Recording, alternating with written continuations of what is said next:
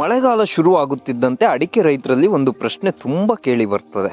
ಬೋಡೋ ಮಿಶ್ರಣಕ್ಕೆ ಬೇವಿನ ಎಣ್ಣೆ ಸೇರಿಸಿ ಸಿಂಪಡಿಸಬಹುದಾ ಅನ್ನುವಂಥದ್ದು. ಕೆಲವರು ಹೇಳ್ತಾರೆ, ನಾನು ಹಲವು ವರ್ಷಗಳಿಂದ ಮಿಕ್ಸ್ ಮಾಡ್ತಿದ್ದೇನೆ, ಯಾವುದೇ ಸಮಸ್ಯೆ ಅನ್ನುವಂಥದ್ದು ಆಗಿಲ್ಲ. ಇನ್ನು ಕೆಲವರು ಹೇಳ್ತಾರೆ, ಅದನ್ನು ಸೇರಿಸಬಾರ್ದು, ಪರಿಣಾಮ ಕಡಿಮೆ ಆಗ್ತದೆ ಅಂತ. ಹಾಗಾದರೆ ನಿಜವಾದ ಸತ್ಯ ಏನು? ಬೋಡೋ ಮಿಶ್ರಣಕ್ಕೆ ಬೇವಿನ ಎಣ್ಣೆ ಸೇರಿಸುವುದು ಸರಿನಾ ಅಥವಾ ತಪ್ಪ? ಇದರಿಂದ ಲಾಭ ಏನು, ನಷ್ಟ ಏನು? ಇನ್ನು ವಿಜ್ಞಾನ ಇದರ ಬಗ್ಗೆ ಏನು ಹೇಳ್ತದೆ, ಮತ್ತೆ ರೈತರ ಅನುಭವ ಏನು ಹೇಳ್ತದೆ ಅನ್ನುವಂಥದ್ದನ್ನು ಒಂದು ಸಂಪೂರ್ಣವಾಗಿ ಈ ವಿಡಿಯೋದಲ್ಲಿ ನಾವು ತಿಳಿಯೋಣ. ಅದಕ್ಕಿಂತ ಮುಂಚೆ ನನ್ನ ಚಾನಲ್ ನಿರುತ್ತರವನ್ನು ಇನ್ನೂ ಕೂಡ ನೀವು ತುಂಬ ಜನ ಸಬ್ಸ್ಕ್ರೈಬ್ ಮಾಡಿಕೊಳ್ಳಿಲ್ಲ, ದಯವಿಟ್ಟು ಮಾಡಿಕೊಳ್ಳಿ ಅಂತ ಹೇಳ್ತಾ ವಿಡಿಯೋವನ್ನು ಶುರು ಮಾಡೋಣ. ರೈತರು ಮೇಯ್ನಾಗಿ ಈ ಬೇವಿನ ಎಣ್ಣೆಯನ್ನು ಯಾಕೆ ಮಿಕ್ಸ್ ಮಾಡ್ತಾರೆ ಅಂತ ನೋಡುವುದಾದರೆ, ಮೊದಲು ಒಂದು ವಿಷಯವನ್ನು ಅರ್ಥ ಮಾಡಿಕೊಳ್ಳುವುದು ಉತ್ತಮ. ಅದೇನೆಂದರೆ, ರೈತರು ಯಾವುದನ್ನೂ ಕೂಡ ಕಾರಣವಿಲ್ಲದೆ ಬಳಸುವುದಿಲ್ಲ, ಅದು ನಿಮಗೆ ಗೊತ್ತಿರುವಂಥದ್ದೇ. ಆದರೆ ಹಿಂದೆ ಯಾವಾಗಲೂ ಒಂದು ಅನುಭವ ಇರ್ತದೆ. ಬೋಡೋ ಮಿಶ್ರಣಕ್ಕೆ ಬೇವಿನ ಎಣ್ಣೆ ಸೇರಿಸುವುದಕ್ಕೂ ಒಂದು ಕಾರಣವಿದೆ. ಮಳೆಗಾಲದಲ್ಲಿ ಅಡಿಕೆ ತೋಟಗಳಲ್ಲಿ ಎರಡು ಸಮಸ್ಯೆಗಳು ಬರ್ತದೆ ಯೂಶುವಲ್ ಆಗಿ. ಒಂದು ರೋಗಗಳು, ಇನ್ನೊಂದು ಕೀಟಗಳು. ರೋಗಗಳಿಗೆ ಬೋಡೋ ಮಿಶ್ರಣ ಬಳಸ್ತೇವೆ, ಇನ್ನು ಕೀಟಗಳಿಗೆ ಬೇವಿನ ಎಣ್ಣೆ ಬಳಸ್ತೇವೆ. ಆದರೆ ಎರಡು ಬಾರಿ ಸ್ಪ್ರೇ ಮಾಡಬೇಕಾದ್ರೆ ಕೂಲಿ ಖರ್ಚು, ಇನ್ನು ಸಮಯ ಕೂಡ ವ್ಯರ್ಥ, ಇನ್ನು ಮಳೆ ಬರುವ ಸಾಧ್ಯತೆ ಇರುವುದರಿಂದ ಇವೆಲ್ಲವೂ ಸಮಸ್ಯೆ ಆಗ್ತದೆ. ಆದ್ದರಿಂದ ಅನೇಕ ರೈತರು ಯೋಚಿಸ್ತಾರೆ ಏನಂದರೆ, ಎರಡನ್ನು ಒಟ್ಟಿಗೆ ಒಂದೇ ಸಲ ಸಿಂಪಡಿಸಿದರೆ ಆಗುವುದಿಲ್ವೇ ಅಂತ. ಇದೇ ಕಾರಣದಿಂದ ಈ ಪದ್ಧತಿ ಹಲವು ವರ್ಷಗಳಿಂದ ಅನೇಕ ಕಡೆಗಳಲ್ಲಿ ಬಳಕೆ ಆಗ್ತಾ ಇದೆ.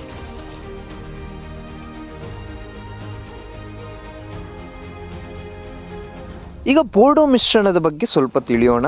ಇದರ ಬಗ್ಗೆ ನಾನೊಂದು ಸಂಪೂರ್ಣವಾದ ವಿಡಿಯೋವನ್ನೇ ಮಾಡಿದ್ದೇನೆ, ಹಾಗಾಗಿ ಹೆಚ್ಚು ಹೇಳಲಿಕ್ಕೆ ಹೋಗುವುದಿಲ್ಲ ಇಲ್ಲಿ. ಬೋಡೋ ಮಿಶ್ರಣ ಅಂದರೆ ಒಂದು ಕಾಪರ್ ಸಲ್ಫೇಟ್ ಮತ್ತು ಸುಣ್ಣದ ಮಿಶ್ರಣ. ಕಾಪರ್ ಸಲ್ಫೇಟ್ ಅಂದರೆ ನಿಮ್ಗೆಲ್ರಿಗೂ ಗೊತ್ತಿರುವಂತೆ ಮೈಲ್ತುತ್ತು. ಇನ್ನು ಸುಣ್ಣವನ್ನು ಮಿಕ್ಸ್ ಮಾಡಿ ಇದೊಂದು ರಕ್ಷಣಾತ್ಮಕ ಒಂದು ಕೀಟನಾಶಕ, ಅಂದರೆ ಕೀಟನಾಶಕಕ್ಕಿಂತ ಕೊಳೆನಾಶಕ ಅಂತ ಹೇಳ್ಬೋದು. ಅಂದರೆ ರೋಗ ಬರುವ ಮೊದಲು ರಕ್ಷಣೆ ನೀಡ್ತದೆ ಇದು. ಅಡಿಕೆ ತೋಟದಲ್ಲಿ ವಿಶೇಷವಾಗಿ ಎಲೆ ಚುಕ್ಕೆ ರೋಗ ಇರ್ಬೋದು, ಕೊಳೆ ರೋಗ, ಮತ್ತು ಈ ಕಾಯಿ ಉದುರುವಂಥದ್ದು, ಇವಕ್ಕೆಲ್ಲ ಈ ಬೋಡೋ ಮಿಶ್ರಣ ಬಳಸಲಾಗ್ತದೆ. ಇನ್ನು ಮಳೆಗಾಲದಲ್ಲಿ ಇದರ ಮಹತ್ವ ತುಂಬ ಹೆಚ್ಚು. ಅದಕ್ಕಾಗಿ ಹೆಚ್ಚಿನ ರೈತರು ಪ್ರತಿ ವರ್ಷ ಬೋಡೋ ಸಿಂಪಡಣೆ ಮಾಡ್ತಾರೆ ತಮ್ಮ ಅಡಿಕೆ ತೋಟಗಳಲ್ಲಿ. ಇನ್ನು ಬೇವಿನ ಎಣ್ಣೆಯ ಕೆಲಸ ಏನು ಅಂತ ನೋಡುವುದಾದರೆ, ಇದು ಮುಖ್ಯವಾಗಿ ಕೀಟ ನಿಯಂತ್ರಣಕ್ಕೆ ಸಹಾಯ ಮಾಡುತ್ತೆ. ಬೇವಿನ ಎಣ್ಣೆ ಕೀಟಗಳನ್ನು ಒಂದು ತಕ್ಷಣ ಕೊಲ್ಲುವುದಿಲ್ಲ, ಬದಲಾಗಿ ಅದರ ಒಂದು ಜೀವನ ಕ್ರಮವನ್ನೇ ಹಾಳು ಮಾಡ್ತದೆ. ಈ ಕೀಟಗಳ ಜೀವನ ಕ್ರಮವನ್ನೇ, ಅಂದರೆ ಅದರ ಆಹಾರ ಸೇವನೆ ಕಡಿಮೆ ಮಾಡಿಸ್ತದೆ, ಇನ್ನು ಬೆಳವಣಿಗೆ ಅಡ್ಡಪಡಿಸ್ತದೆ, ಈ ಕೀಟಗಳ ಬೆಳವಣಿಗೆ ಎನ್ನುವಂಥದ್ದು. ಇನ್ನು ಆ ಕೀಟಗಳು ಮೊಟ್ಟೆ ಇಡುವುದನ್ನು ಕೂಡ ಇದು ನಾಶ ಮಾಡುತ್ತದೆ. ಅಂದರೆ ಇದು ಪ್ರಕೃತಿ ಆಧಾರಿತ ಕೀಟ ನಿರ್ವಹಣೆಯ ಒಂದು ಉತ್ತಮ ಸಾಧನ ಈ ಬೇವಿನ ಎಣ್ಣೆ ಅನ್ನುವಂಥದ್ದು. ವಿಜ್ಞಾನ ಏನು ಹೇಳ್ತದೆ ಅಂತ ನೋಡುವುದಾದರೆ, ಇದೆಲ್ಲರಲ್ಲಿರುವಂಥ ಒಂದು ಮುಖ್ಯ ಪ್ರಶ್ನೆ.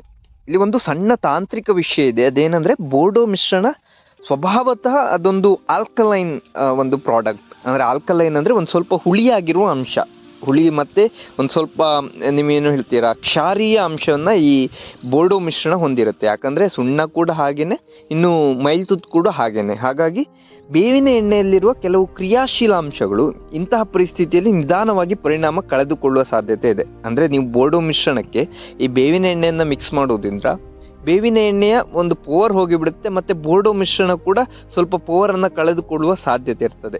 ಇದಕ್ಕಾಗಿಯೇ ಅನೇಕ ಕೃಷಿ ತಜ್ಞರು ಎರಡನ್ನು ಪ್ರತ್ಯೇಕವಾಗಿ ಬಳಸುವುದು ಉತ್ತಮ ಎಂದು ಸಲಹೆ ನೀಡ್ತಾರೆ. ನೀವು ಯಾರ ಹತ್ರ ಒಂದು ರೈತರ ಕೃಷಿ ಎಕ್ಸ್ಪರ್ಟ್ ಹತ್ರ ಕೇಳಿದರೆ ಸೆಪ್ರೇಟ್ ಆಗಿಯೇ ಹೊಡೀರಿ ಅಂತ ಹೇಳ್ತಾರೆ.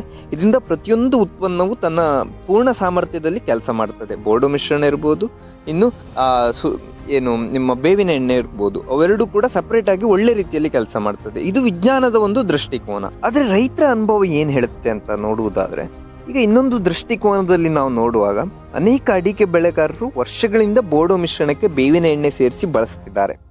ನನಗೆ ಕೂಡ ಅನೇಕ ಕಾಲ್ ಬಂದಿತ್ತು, ಸರ್ ನಾನು ಕೂಡ ಬೇವಿನ ಎಣ್ಣೆಯನ್ನು ಮಿಶ್ರಣ ಮಾಡಿ ಬಳಸ್ತಿದ್ದೆ, ಅಂತಹ ತೊಂದರೆ ಏನೂ ಆಗಲಿಲ್ಲ, ಒಳ್ಳೆಯ ಫಲಿತಾಂಶವನ್ನೇ ನೀಡಿತ್ತು ಅನ್ನೋದು.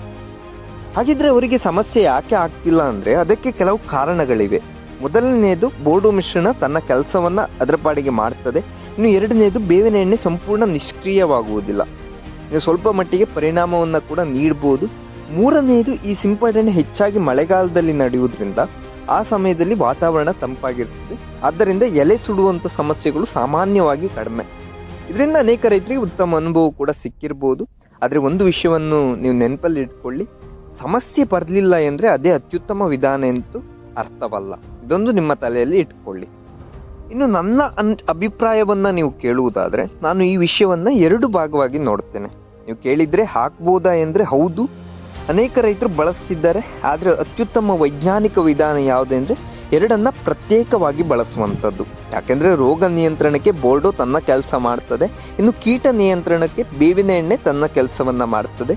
ಎರಡು ಪೂರ್ಣ ಪರಿಣಾಮ ನೀಡುವ ಸಾಧ್ಯತೆ ಹೆಚ್ಚು. ಹಾಗಾಗಿ ಸಪ್ರೇಟಾಗಿ ಹೊಡೆಯುವುದು ಒಳ್ಳೆಯದು. ಹಾಗಂತ ನನ್ನ ಒಂದು ರೈತರ ಅನುಭವದ ಪ್ರಕಾರ ಇದನ್ನು ಮಿಕ್ಸ್ ಮಾಡಿ ಕೂಡ ಹೊಡಿಬಹುದು ಅಂತ ಅನೇಕರು ಹೇಳ್ತಾರೆ. ಬಟ್ ವೈಜ್ಞಾನಿಕವಾಗಿ ನೋಡುವುದಾದರೆ ಎರಡನ್ನು ಸಪ್ರೇಟಾಗಿ ಹೊಡೆಯುವುದು ಉತ್ತಮ. ಹಾಗಾದರೆ ರೈತ ಬಂಧುಗಳೇ, ಬೋರ್ಡೋ ಮಿಶ್ರಣಕ್ಕೆ ಬೇವಿನ ಎಣ್ಣೆ ಸೇರಿಸುವುದು ಸಂಪೂರ್ಣ ತಪ್ಪು ಎಂದು ಹೇಳಲು ಸಾಧ್ಯವಿಲ್ಲ. ಹಾಗೆ ಅದೇ ಅತ್ಯುತ್ತಮ ವಿಧಾನ ಎಂದು ಹೇಳಲು ಕೂಡ ಸಾಧ್ಯವಿಲ್ಲ. ವಿಜ್ಞಾನ ಒಂದು ಕಡೆ ಇದೆ, ಇನ್ನು ರೈತರ ಅನುಭವ ಇನ್ನೊಂದು ಕಡೆ ಇದೆ. ಈ ಎರಡನ್ನೂ ಅರ್ಥ ಮಾಡಿಕೊಂಡು ನಿಮ್ಮ ಪರಿಸ್ಥಿತಿಗೆ ತಕ್ಕಂತೆ ನಿರ್ಧಾರ ತೆಗೆದುಕೊಳ್ಳುವುದು ಉತ್ತಮ. ನೀವು ಬೋರ್ಡೋ ಮಿಶ್ರಣಕ್ಕೆ ಬೇವಿನ ಎಣ್ಣೆ ಸೇರಿಸಿ ಬಳಸಿದ್ದೀರಾ ಅಂತ ಒಂದು ಫಲಿತಾಂಶ ಹೇಗಿತ್ತು ಹಾಗೇನೆ ಅದನ್ನು ನೀವು ಕಮೆಂಟ್ನಲ್ಲಿ ನಿಮ್ಮ ಅನುಭವವನ್ನು ತಪ್ಪದೇ ಹಂಚಿಕೊಳ್ಳಿ. ಯಾಕಂದರೆ ಬೇರೆ ರೈತರಿಗೂ ಇದರಿಂದ ಕೂಡ ಸಹಾಯ ಆಗ್ಬೋದು. ಇನ್ನು ಹೆಚ್ಚಿನ ಈ ರೀತಿಯ ಒಂದು ಕೃಷಿ ಮಾಹಿತಿಗಾಗಿ ನನ್ನ ಚಾನಲ್ ನಿರುತ್ತರವನ್ನು ಸಬ್ಸ್ಕ್ರೈಬ್ ಮಾಡಿಕೊಳ್ಳಿ. ಧನ್ಯವಾದಗಳು.